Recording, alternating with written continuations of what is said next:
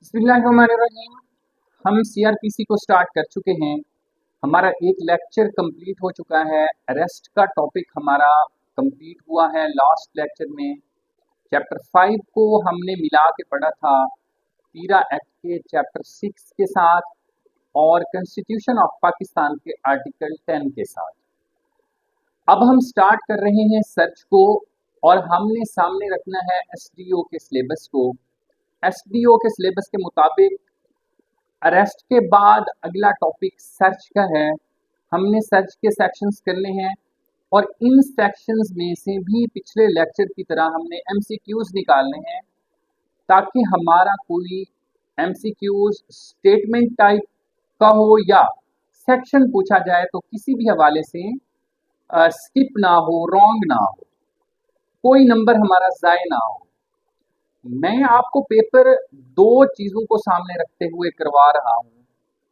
देखें, पेपर मुश्किल हो तो क्या क्वेश्चन बन सकता है और अगर पेपर आसान बने तो क्या क्वेश्चन बन सकता है। इन दोनों चीज़ों को सामने रखते हुए मैं आपको तैयारी करवा रहा हूँ। अगर पेपर मुश्किल होगा तो इंशाल्लाह फिर भी हमें आता होगा, अगर पेपर आसान होगा तो फिर भी हमें कोई मसला नहीं होगा। तो हम स्टार्ट करने जा रहे हैं सर्च को। सर्च का चैप्टर है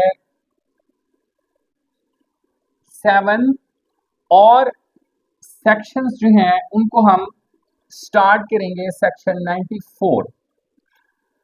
सर्च का चैप्टर सीआरपीसी का इम्पोर्टेंट क्वेश्चन बन सकता है एमसीक्यूज का, क्योंकि जो सिलेबस से रेलिवेंट चैप्टर हैं सीआरपीसी के वो आपको पता होने चाहिए कि कौन सा चैप्टर किस टॉपिक के साथ डील करता है। 4-5 टॉपिक हैं सीआरपीसी के और उन 4-5 टॉपिक्स के चैप्टर का वो आपको पता होना चाहिए। सेक्शन 94 डील करता है समन टू प्रोड्यूस डॉक्यूमेंट और अदर थिंग।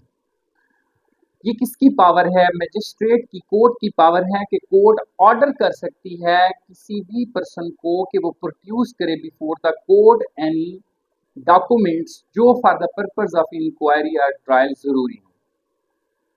तो कोर्ट के पास ये पावर है कि वो किसी भी शख्स को समन कर सकती है कि वो डॉक्यूमेंट्स प्रोड्यूस करे।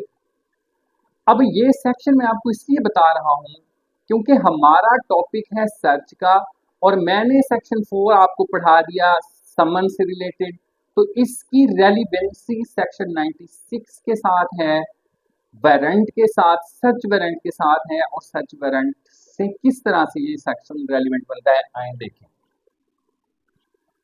इस शख्स को कहा गया, कोर्ट की तरफ से हुक्म हुआ कि वो प्रोड्यूस करे, लेके आए डॉक्यूमेंट्स जो for the purpose of inquiry और ट्रायल एसेंशियल्स हैं, लेकिन ये बंदा नहीं लेके आया तो फिर कोर्ट ने क्या करना है under section 96 non production of documents. जब ये बंदा डॉक्यूमेंट्स प्रोड्यूस नहीं करेगा तो कोर्ट सर्च वारंट जारी कर सकती है। इससे पहले जरा आप देखेंगे सेक्शन 96 में बताया गया है व्हेन कोर्ट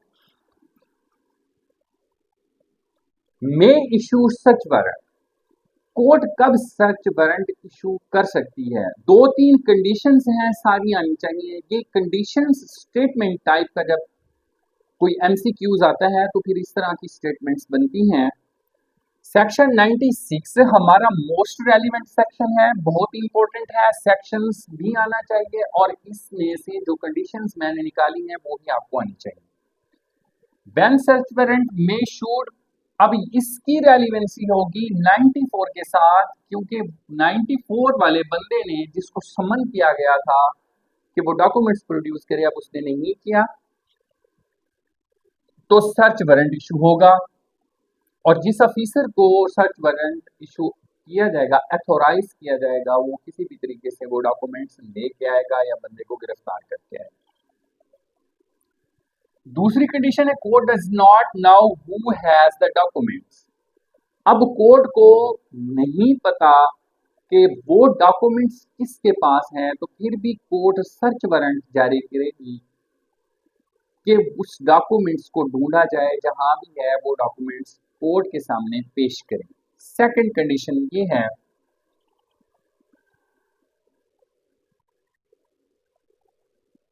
थर्ड कंडीशन है जी जनरल सर्च वारंट। इस जनरल सर्च वारंट में क्या होता है, जनरल सर्च वारंट में ये होता है कि किसी स्पेसिफिक पर्सन को, प्लेस को टारगेट नहीं किया जाता। ये वो डॉक्यूमेंट्स होता है जो आमतौर पर एक ट्रायल चल रहा है, इंक्वायरी चल रही है, तो कोर्ट को लगा कि ये डॉक्यूमेंट्स लाजमी इस इंक्वायरी में होना चाहिए, जिसको सामने रखते हुए कोर्ट फैसला कर सकती है, मेरिट पर फैसला कर सकती है। तो इस चीज को सामने रखते हुए कोर्ट को रहनुमाई की जरूरत होती है उस डॉक्यूमेंट्स की, तो फिर कोर्ट जनरल सर्च वारंट जारी कर सकती है। ये तीन कंडीशंस बताई गई हैं, ये तीन कंडीशंस सेक्शन 96 में है। अगर ये ग्राउंड्स बन जाते हैं तो कोर्ट सर्च वारंट इशू कर सकती है। हम इसको दूसरे लफ्जों में ये कह सकते हैं कि जब मजिस्ट्रेट ने सर्च वारंट जारी करना है तो वो इन ग्राउंड्स को देखेगा, अगर केस इन ग्राउंड्स में फॉल करता है तो मजिस्ट्रेट सर्च वारंट जारी कर देगा। अब आप देखेंगे सेक्शन 97 को।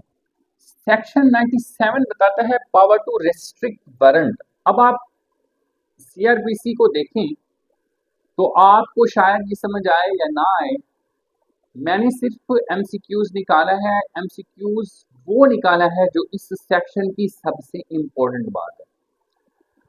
अब जब कोर्ट वारंट, सर्च वारंट जारी करेगी तो उसने स्पेसिफिक प्लेस का वारंट पर मेंशन करना है, स्पेसिफाई करना है कि इस प्लेस का, इस घर का फलां कमरा, फलां जगह, फलां अलमारी, उस जगह का ये सर्च वारंट है। आप सिर्फ वही सर्च कर सकते हैं।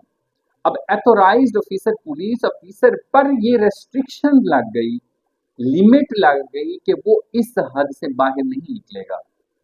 अब अगर किसी घर के लिए सर्च वारंट जारी हुआ तो वो उस पूरे घर का सर्च कर सकता है। अगर उस घर के किसी कमरे का सर्च वारंट जारी हुआ है तो फिर वो घर के उस कमरे की तलाशी ले सकता है, अदरवाइज बाकी वो घर के किसी और एरिया में, किसी और कमरे में नहीं जा सकता, ना ही सर्च कर सकता है। सेक्शन 97 ने रेस्ट्रिक्शन लगा दी पुलिस ऑफिसर को। उसके बाद हम आएंगे सेक्शन 98 पर। सेक्शन 98 कहते हैं search of house suspected stolen property forged documents.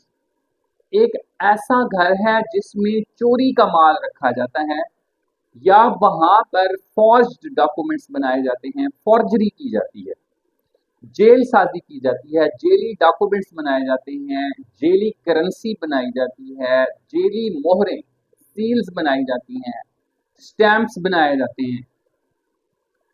अगर कोई इस तरह का घर है तो उसके लिए भी magistrate first class, magistrate of first class अगर मुनासिब समझे, जब ये लफ्ज लिखा जाता है मुनासिब समझे, तो इसका मतलब होता है कि कोर्ट की डिस्क्रिशन है, उसकी डिस्क्रिशनरी पावर है, चाहे तो वो सर्च वारंट जारी कर दे, चाहे तो ना करे। अब वो मुनासिब समझे तो एथोराइज कर दे पुलिस ऑफिसर को जो कम से कम अबव द कांस्टेबल रैंक का हो। कांस्टेबल रैंक से ऊपर होना चाहिए। कांस्टेबल रैंक के पर्सन को, पुलिस ऑफिसर को सर्च वारंट के लिए मजिस्ट्रेट कोर्ट एथोराइज नहीं करेगी। ये बताया गया है, ये आपके एमसीक्यूज बन सकता है। मजिस्ट्रेट फर्स्ट क्लास होना चाहिए, ये आपका एमसीक्यूज बन सकता है। उसके बाद जब उस हाउस को सर्च किया जाएगा, वहां पर जो भी सस्पेक्टेड स्टोलन प्रॉपर्टी होगी या क्वींस होंगे, जो भी चीज होगी, उसको ये पुलिस ऑफिसर अपने कब्जे में ले लेगा और डिलीवर कर देगा मजिस्ट्रेट के पास, और डिलीवर कर देगा मजिस्ट्रेट के पास। दूसरी एक और चीज यहाँ पर इंपॉर्टेंट है, वो ये है कि अगर वहां पर कोई पर्सन मिलता है, कोई अक्यूज पर्सन है, उस जगह पर मौजूद है, तो उसको कस्टडी में ले लेगी। उसको कस्टडी में ले लेंगे और इसको भी मजिस्ट्रेट की कोर्ट में पेश करेंगे। ये वो इम्पोर्टेंट पॉइंट्स हैं, एमसीक्यूज हैं जो पेपर में, एसडीओ के पेपर में एक्सपेक्टेड हैं, इन सेक्शन में से आ सकते हैं। इन सेक्शंस का क्रक्स निकाल के मैंने आपके सामने रखा है, इसी को कर लें। अगर पेपर में आएंगे तो ये चीज़ें आ सकती हैं।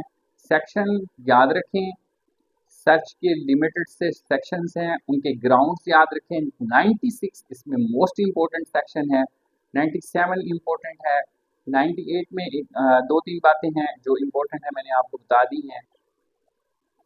अब सेक्शन 99 को आपने बड़ी कंसंट्रेशन के साथ समझना है, बड़ी तवज्जो के साथ समझना है।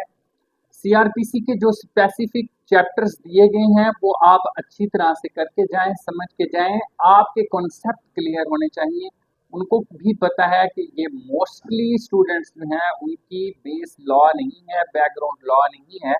जब ये बीए बेस पे इम्तिहान लिया जा रहा है तो पेपर भी उस टाइप का आना है। अब जो चीज़ें दी गई हैं उनके कॉन्सेप्ट क्लियर करके जाए। सेक्शन 99 को आपने समझना है, इसकी वर्डिंग को समझना है। देखें, इसमें बताया गया है disposal of things found in search beyond jurisdiction. अब जिस चीज के लिए सर्च वारंट जारी हुआ था, जिस मजिस्ट्रेट ने किया था, अब मैं आपको एक एग्जांपल देता हूं, आपने और से समझना है। मजिस्ट्रेट है लाहौर का और उसने सर्च वारंट जारी कर दिया है कसूर के लिए। अब कसूर में और मजिस्ट्रेट उन मैटर्स को देखता है, वहां पर अपना मजिस्ट्रेट है, और यहाँ पर जो सर्च वारंट जारी हुए थे ये हुए थे लाहौर से। तो अब उस एरिया में जो पुलिस ऑफिसर जिसको डिप्यूट किया गया था, जिस चीज को फाउंड करने के लिए, तलाश के लिए, सर्च के लिए वो उसको मिल जाती है कसूर में, तो वो सबसे पहले अपने नियरेस्ट मजिस्ट्रेट के पास उन आर्टिकल्स को लेके जाएगा, उसकी लिस्ट बनाएगा पहले लिस्ट, और वो आर्टिकल्स जो उसको मिले हैं वो नियरेस्ट मजिस्ट्रेट के पास जाएगा। अब नियरेस्ट मजिस्ट्रेट ने डिसाइड करना है कि वो उन आर्टिकल्स को डिस्पोज ऑफ कर दे, खुद कर ले, या वो उस कोर्ट में भेज दे जिसने वारंट जारी किया था, मिसाल के तौर पर लाहौर वाली कोर्ट, या वो कसूर वाला खुद उसका फैसला कर ले, या वो मुनासिब समझे तो उन आर्टिकल्स को लिस्ट के साथ लाहौर वाले मजिस्ट्रेट के पास वापस भेज दे। सेक्शन 99 को आपने पढ़ना है। सेक्शन 99 का कॉन्सेप्ट यही है, पूरे सेक्शन में लेंथी लिखा हुआ है लेकिन पूरे सेक्शन में यही बात लिखी हुई है। आपने इसकी वर्डिंग में बियॉन्ड ज्यूरिसडिक्शन, बियॉन्ड ज्यूरिसडिक्शन का मतलब है कि दूसरे मजिस्ट्रेट की कोर्ट, जिसने वारंट जारी किया था उसका एरिया नहीं, किसी दूसरे मजिस्ट्रेट के एरिया में जाके वो चीज फाउंड हुई। बस ये वर्डिंग अगर आपको समझ आ गई तो फिर आपको सारा कुछ समझ आ जाएगा। अब ये आपने देख लेना है और से, ये बात जो मैंने आपको बताई है वो ही लिखी हुई है। Section 99A, power to issue certain publications forfeited and issue search warrant.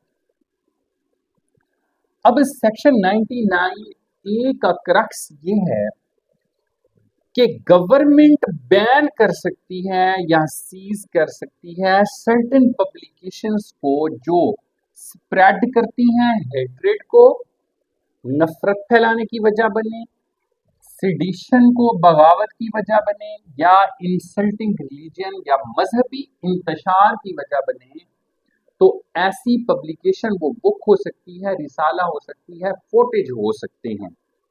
तो इन चीजों को गवर्नमेंट बैन कर देगी, बैन कर सकती है। इन चीजों को गवर्नमेंट बैन कर सकती है और इनकी सर्च के लिए सर्च वारंट जारी करेगा मजिस्ट्रेट। अब ये चीजें जो नफरत फैला रही हैं, वो कोई बुक है, रिसाला है, कोई भी पब्लिकेशन है, कोई अखबार हो सकती है, न्यूज़पेपर हो सकता है, तो इसके लिए मजिस्ट्रेट फर्स्ट क्लास इसने वारंट जारी करना है, और जिस पुलिस ऑफिसर को अथोराइज करेगा वो सब इंस्पेक्टर रैंक से कम ना हो।